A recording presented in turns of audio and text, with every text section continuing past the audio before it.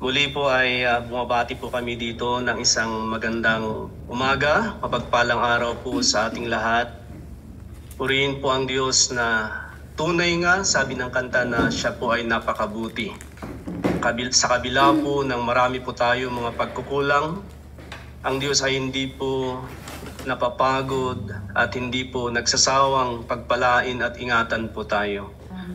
Hallelujah. So una-una po sa lahat ay nagpapasalamat po ako sa Diyos at sa opportunity po na ito na naibigay po sa akin upang ibahagi po sa atin ang mensahe na Kanya pong ibinigay sa atin. At maraming salamat dahil tinipon niya po tayo ngayong umaga. Manalangin po tayo. Minsan pa, O Diyos Ama, kami po ay nagpupurit, nagpapasalamat, sumasamba sa iyo. Maraming salamat sa isang magandang pagkakataon upang ikaw ay aming makasama at aming pag-aaralan, pakikinggan, babasahin ang iyong mga salita. Salamat po dahil alam po namin na ang presensya mo ay nandito po sa aming kalagitnaan at ito po ang pinakamahalaga sa lahat dahil wala pong saysay ang aming gagawin kung wala ka sa aming kalagitnaan, Panginoon. So, O Diyos, hayaan mo na kumilos ka, hinahayaan po namin ng aming mga puso at isipan ay matuon lamang po sa iyo sa aming pakikinig ng inyong mga salita at pagpalain mo ang inyong salita, O Diyos, upang sa gayon, Panginoon, tanggapin po namin ito ng buong puso. Maging ang inyong lingkod, Panginoon, ay itago mo sa iyong cross upang ang kaluwalhatian mo lamang po ang siyang makita sa tagpong ito, Panginoon. Salamat, O Diyos, at sa iyo lamang po ang lahat ng papurit, pasalamat sa ngalan ni Jesus. Amen and amen. Hallelujah. So, ang pamagat po ng ating pag-aaralan na mensahe na inilagay po ng Diyos sa aking puso, sa aking isipan at sa aking espiritu ay what matters to God. Okay? Yan po ang pamagat niya. What matters to God? Ano nga ba yung mahalaga sa ating Diyos? Now, basahin nga po natin doon po sa aklat po ng Lucas chapter 10. Luke chapter 10 verse 38-42. By the way, bago po natin basahin yan, nais ko lamang po magpaalala po mga kapatid na ang presensya po ng Diyos ay nandito po sa ating kalagitnaan. Amen? So, ang kailangan po natin ay ibigay natin ang ating atensyon sa Kanya. At nagdala po ang Diyos ng pagpapala sa atin, nasa sa atin po kung paano po tayo makakatanggap. Kung sino man po ang magbigay ng atensyon sa ating Diyos, siya po ang makakatanggap po ng lubos. Kaya sana po mga kapatid ay huwag po tayong malikot, huwag po tayong maingay, huwag po nating istorbohin ang ating katabi at ituon lamang po natin ang ating mga buhay, ang ating mga puso sa ipapaabot po ng ating Diyos sa atin. Amen? So Luke chapter 10 verse 38-42. It says there, basahin po natin. The Lord and His disciples were traveling along and came to a village. When they got there, a woman named Martha welcomed Him into her home. She had a sister named Mary, who sat down in front of the Lord and was listening to what He said. Martha was worried about all that had to be done. Finally, she went to Jesus and said, Lord, doesn't it bother you that my sister has left me to do all the work by myself? Tell her to come and help me. Verse 41. The Lord answered, Martha, Martha, you are worried and upset about so many things. Take note of this. Verse 42, but only one thing is necessary. Mary has chosen what is best, and it will not be taken away from her. Hallelujah. So mga kapatid, sa tagpo pong ito na ating nabasa na nakwento po dyan sa Biblia, meron daw pong isang woman na nagngangalang Martha. At sa ating binasa mga kapatid, si Martha po ay isang babae na mabait, hospitable po siya. So, sa tagpong yan, sa isang nayon, most probably po dyan doon po sa Bethany, kasi yun po ang lugar na nabanggit din po sa ibang mga book kung saan nakatira sina Martha and Mary. So doon po ay napadpad, naglalakbay sina Jesus at ang kanyang mga tagasunod. At sila po ay winelcome po ni Martha sa kanyang bahay. At yan po ay pagpapakita po ng isang hospitality. Meron siyang kapatid na nagngangalang Mary. So pagkapasok po ng Panginoong Hesus at ng kanyang mga alagad sa kanyang bahay, hindi po nagsayang ang Panginoon na gawin ang misyon na kanyang ginagawa. So sa bahay po ni Martha ay agad-agad po siyang nagkandak po ng isang Bible study. Amen? Kagaya po ng ginagawa po natin ngayon. So ang Panginoong Hesus ay nagturo po sa bahay po ni Martha. At itong kapatid po niya na si Maria ay doon po umupo sa paanan po ng ating Panginoong Hesus. At nakafocus po siya, binigay po niya yung kanyang atensyon sa pakikinig ng mga sinasabi at tinuturo ng Panginoong Hesus. Sa kabilang banda naman, itong si Martha, pinapasok nga po niya ang Panginoong Hesus. Napakaganda po yung ginawa po niya. Hospitable po. Napaka-welcoming. Pero ngunit sa kabilang banda, basta iniwan po niya doon at naging abala po siya sa mga gawain. Siguro nagluluto siya, naghahanda siya para merong ipapakain, maihahain po sa harap ng Panginoong Hesus. So, maganda po yun. Pero habang siya po ay kumikilos po doon, malamang nasa kusina, siya po ay naghihimutok. Naiinis po siya kasi sa akala po niya wala pong tumutulong sa kanya. Dahil yung kapatid niya na imbis na inasahan niyang tutulong, mag-asikaso ay andun po sa paanan ng ating Panginoong Hesus. So malamang nagre-reklamo na siya doon. Nakasimangot siya na kumikilos. Mga kapatid, pinatuloy na nga po niya ang Panginoong Hesus sa kanyang bahay. Ngunit iba naman po yung kanyang inaasikaso, di ba? Yung kanyang kapatid, naupo lamang doon po sa paanan ng ating Panginoong Hesus. Kaya nung hindi po siya makatiis, sige, pumunta siya sa Panginoong Hesus. Very upset po siya. At anong sabi niya? Panginoon, wala ka bang pakialam? Imagine that. Kinonfront pa niya ang Panginoong Hesus. Wala ka bang pakialam na andito ako, napapagod na sa kakagawa, kakikilos kanina pa. Yung kapatid ko, andyan lang sa harapan mo. Bakit di mo siya utusan na tulungan ako? Wow! Yun na.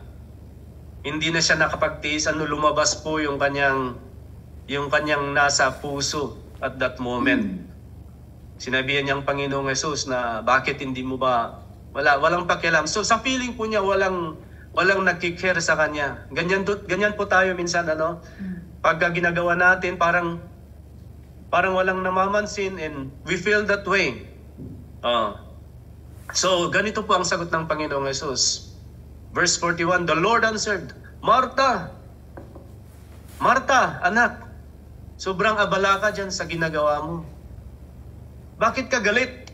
Bakit ka naiinis? At ito ang sabi pa ng Panginoong Hesus. Alam mo ba na iisang bagay lang ang pinakamahalaga at pinakaimportante sa lahat? Ang kapatid mo na si Maria ay mas pinili niya ito. Pinili niya ang pinaka-the best, pinaka-importante. At yan ay hindi mawawala sa kanya. At ano ang pinili ni Mary? Pinili po niya ang Panginoong Hesus. Mas pinili po niyang ibigay yung kanyang atensyon sa Panginoong Hesus. So wala pong masama na si Martha ay naghahanda, nagluluto para meron pong maipapakain. Para may mapakain po niya ang kanyang bisita. Ngunit sa particular po na oras na yan, sa oras at panahon na yan, ang pinakamahalaga po sa lahat ay hindi po yung pagkain, hindi po yung pagluluto. So kagaya po ng oras po na ito mga kapatid, malamang meron po kayong susunod po na mga gagawin pa po, anuman po yan na gagawin sa secular. Ang pinakamahalaga po sa lahat ngayon, sa oras at sa panahon po na ito, dahil ang Diyos ay nasa ating kalagitnaan, siya po yung pinakamahalaga, mga kapatid.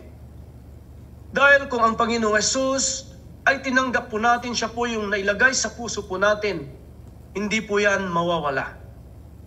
Ano?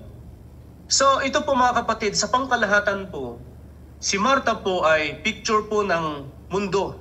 Inilalarawan po niya ngayon ang mundo. At inilalarawan din po niya ang maraming Kristiyano ngayon. Ano po ang mga ginagawa? Marami pong mga tao sa mundo na walang pakialam sa kanilang kaligtasan. Marami po ang tao sa mundo na walang pakialam sa Diyos. Kaya lagi po silang abala sa lahat ng kanilang mga gawain. Nagbibisi-bisihan sila. Nakafocus po sila sa mga bagay po dito sa mundo. So mas marami ang wala sa pananampalataya. Sa totoo lang mga kapatid. Sa mahigit sa maraming bilyon na populasyon po ng mundo. Mas marami po ang wala sa pananampalataya. Mas marami po ang masyadong abala po sa mga gawain, sa mga bagay po dito sa mundo. So ganyan po ang type po na pinapakita po dito ni Marta. Wala sa faith. Kaya mas inuuna niya yung mga bagay na pansamantala. Sa kabilang banda po naman ang kanyang kapatid, ito po yung picture po, siya po yung tipo po ng isang tunay po na mananampalataya kay Kristo. Dahil sa oras po na yan, mas pinili po niya na maupo po sa paanan ng ating Panginoong Hesus. At yun po, doon po nalugod ang Panginoon. Kaya anong sabi niya? Mary has chosen the best. Pinili ni Maria ang pinakamaganda sa lahat. Ayan ang ibigay ang atensyon sa Panginoong Hesus. Alam niyo mga kapatid, kung maunawaan lang po natin, ang sinasabi ko po dito na, ang Panginoon, pag siya po yung nasa ating buhay, tinanggap po natin siya. Sa katunayan po, nasa Kanya po ang lahat-lahat. Kaya hindi po natin problemahin kung ano po yung ipapakain po natin, kung ano po yung iahahain po natin. Ang Diyos po ang magpapakain po sa atin, hindi po tayo ang magpapakain sa Kanya. Tama po ba? Dahil sa Kanya po nanggaling ang lahat, mga kapagkain po natin, maging ang buhay po natin. Kaya dapat sana po mga kapatid, mabago na po yung ating kaisipan na lagi po nakatuon po ang ating buhay sa mundo. Dahil ang Diyos ang kailangan po natin, kaisa-isang kailangan po natin na magbibigay po sa atin ng ating mga pangailangan. At lalong-lalo na po sa ating kaligtasan. You see? So, Mary gave her full attention to Jesus Christ at sa kanyang mga itinuturo. So sa panahon po ngayon mga kapatid, marami po ang nagsasabi na mahal nila ang Diyos. Marami po ang naniniwala. Pero ang kanilang atensyon ay wala po sa Diyos. Yun po ang nakakapanlumo po. Sabi nila, mahal nila ang Diyos. Pero asan sila sa oras po at sa panahon po? Sa araw po ng pagsamba, sa araw po ng Panginoon. Wala sila. Abala sila sa kanilang mga gawain, sa kanilang mga trabaho. Sa Biblia po, meron pong panahon at oras ng bagay. There is a time for everything. Amen. So hindi po masama na magtrabaho. Hindi po masama na asikasuhin ang sarili, magluto ng pagkain para meron pong maihanda. Wala pong masama, lahat po doon. Pero dito po sa ating nabasa at sinasabi, at sa particular po na panahon po na ito, ang mahalaga po ay ang Panginoon. Kaya meron pong panahon na tayo po ay nagkukwentuhan. Meron pong panahon na tayo po ay kumakain. Meron pong panahon na tayo po ay maligo. O ano pa man. So kagaya po ngayon, sa panahon at oras po tayo sa presensya ng Diyos. Kaya ibigay na po natin sa Kanya ang lahat. Amen? So only one thing is necessary. Ano po yung necessary? Ano po yung pinaka-importante dyan? To have Christ in our life. So yun po ang pinili ni Maria. Pinili niya ang Panginoong Jesus.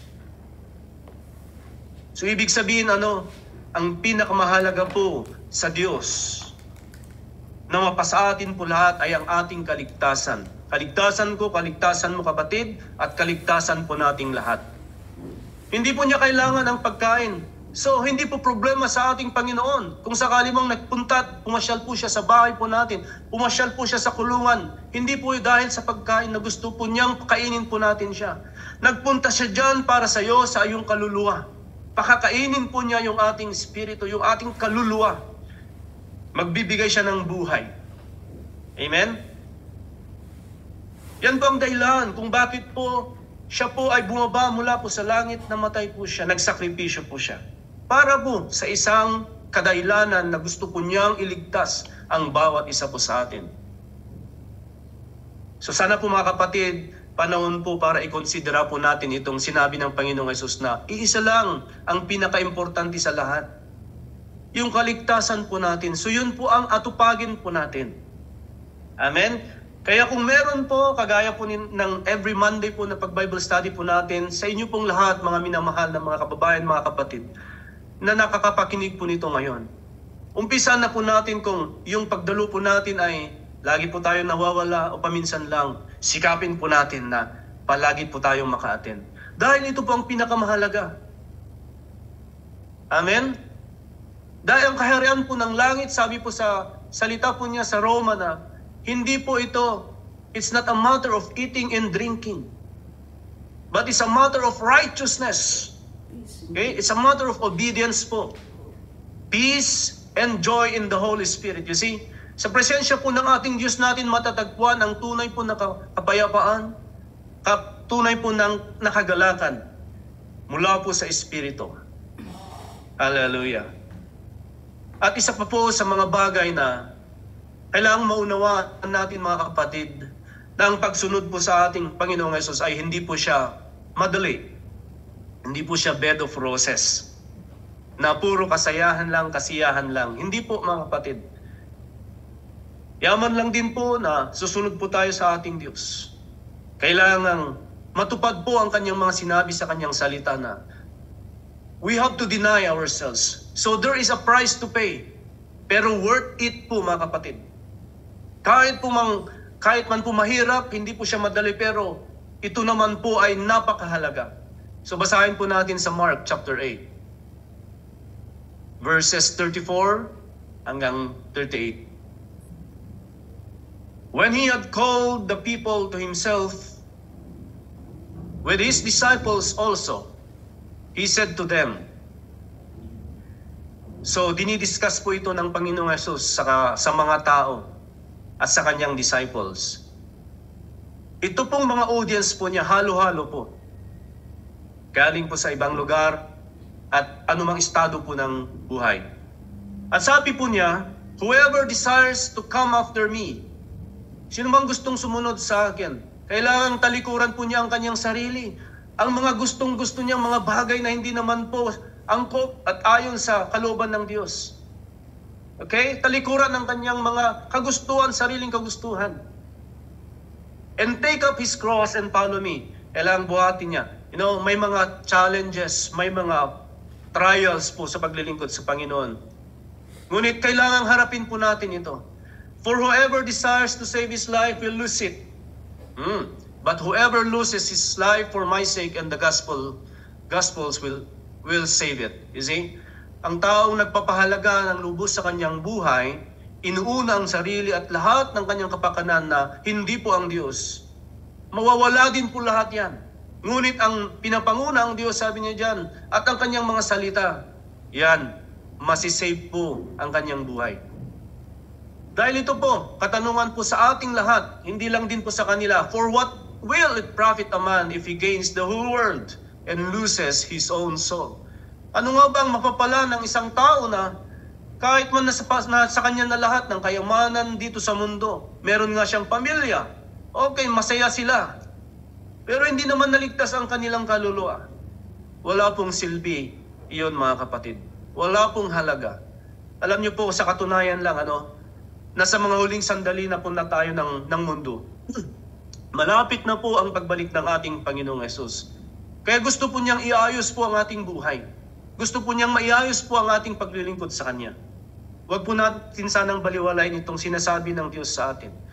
Alam niyo, halimbawa lang, merong,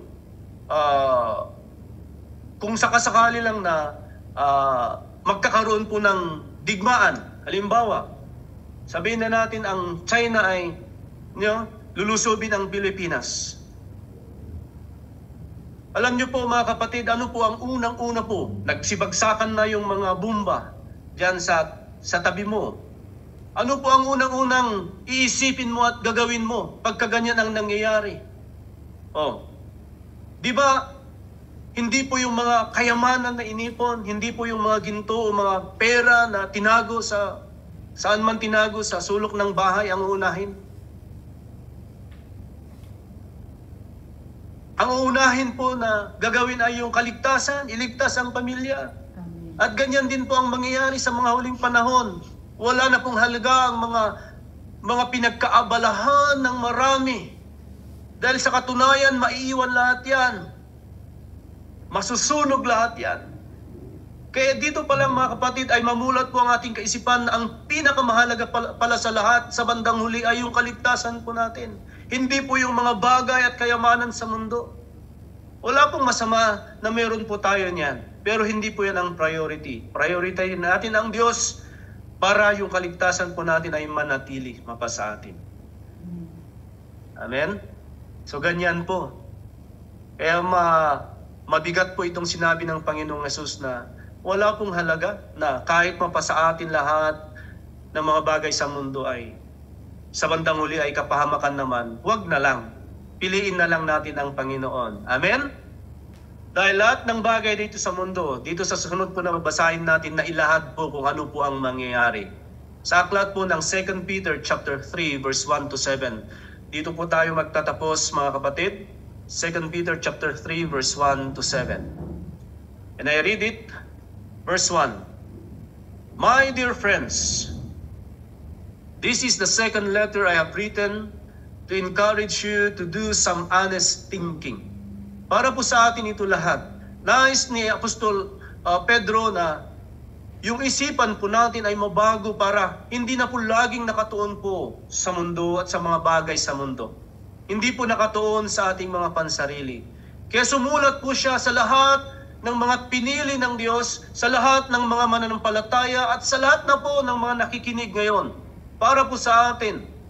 Sabi niya, I have written to encourage you to do some honest thinking. I don't want you to forget, ayaw kong kalimutan niyo, what God's prophets said would happen. You must not forget what the holy prophets taught in the past. So, wag daw po natin kalimutan mga kapatid. Alam ko, marami na po sa atin dyan ang matagal na rin pong nakikinig sa Bible study at meron pong mga baguhan.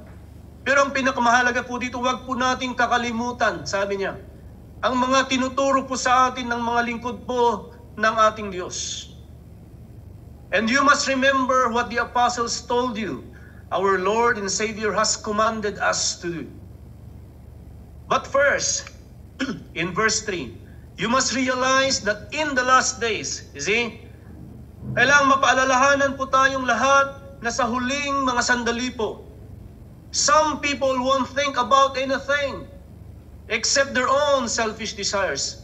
Marami pong mga tao hindi nila binibigyang halaga, hindi nila binibigyan ng pansin. Wala lang sa kanila, baliwala lang itong mga sinasabi. Okay? And then, they will make fun of you. You see? Yan yung mga persecutions po natin.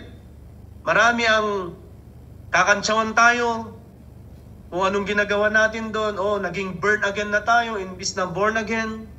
Marami pong mga persecution ng Kristiyano, lalo ngayong mga huling sandali. At sasabihin pa nila, didn't your Lord promise to come back? Hindi ba't pinangako ng Diyos na babalik siya? O asan na siya ngayon? Ang tagal-tagal na. Namatay na yung lolo ng lolo ko. Namatay na yung lola ko. Lahat na lang sinabi. Pero bakit wala pa ang Panginoong Hesus na sinasabi niyo na babalik? Ganyan po ang persecution ng mga Kristiyano. Kaya dapat masanay po tayo mga kapatid.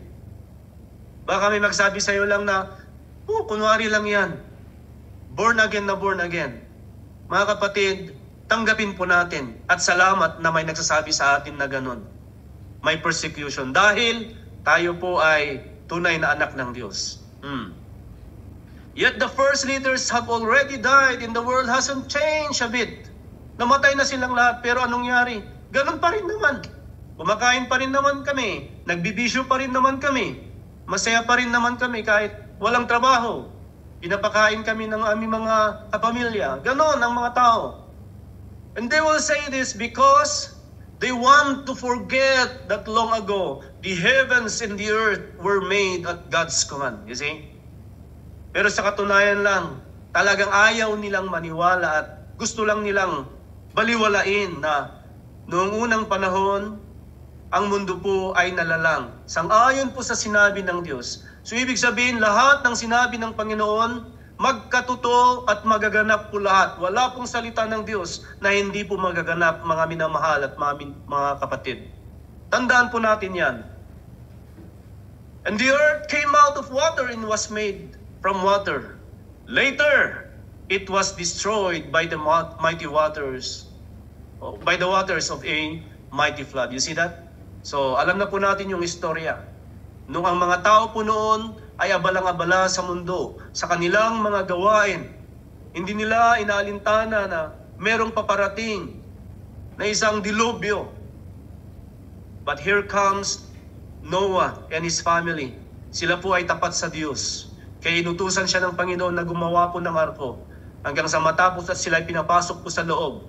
At nagdala po ng Diyos ng ulan ng napakahabang araw hanggang sa nagkaroon po ng flood at sila po ay tinangay lahat. Namatay silang lahat. Lahat ng mga nagsasabi na asan na ang Panginoon. Asan na ang mga sinasabi ng mga propeta, mga lingkod ng Diyos. Lahat sila ay tinangay po ng flood. Verse 7, last verse. But God has commanded the present heavens and earth to remain until the day of judgment. You see that? Inihanda po ng Diyos. Sa ayaw at sa gusto po natin, there will be an end for everything in this world. Meron at merong hangganan. Pati ang ating mga buhay, ang ating mga ginagawa, ang lahat ng mga plano po natin, meron pong hangganan. Itinakda na po ng Diyos na ang mundong ito ay magugunaw sa takdang oras at tamang panahon na itinakda po niya. Huwag po natin siyang madaliin, mga kapatid, dahil baka hindi pa po tayo handa at baka hindi pa po naligtas ang ating pamilya. Kaya habang may oras at panahon, sikapin po natin na maglingkod po sa ating Diyos. Dahil ang mundong itong ibabaw lahat ng nandito po sa mundo. Bahay, kotse, lupa, anumang mga kayamanan, ginto, pilak, salapi, they will be set on fire and ungodly people will be destroyed. That's the word of God.